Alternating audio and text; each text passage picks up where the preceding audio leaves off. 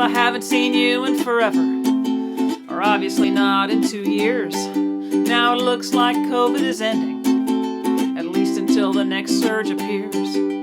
How is your family, your work life, your folks? Yeah, I'd love to catch up over beers. But before we plan it, I maybe should warn you that I'll probably act pretty weird, 'cause I've forgotten how to be social. It's one of those pandemic things. Every word that comes out of my mouth is depressing, and I'm prone to some crazy mood swings. Sometimes I forget that I'm talking, and I just stare off into space.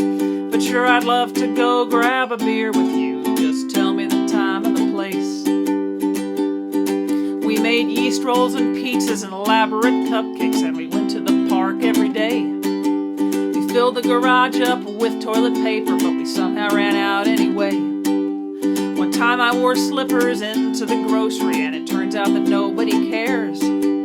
I'll tell you more stories when we meet for coffee, but just so that you are aware, I have forgotten how to be social. It's one of those pandemic things. Everything that I say is so goddamn depressing, and I'm prone to some nasty mood swings. Sometimes I forget that I'm talking, and I just stare off into space.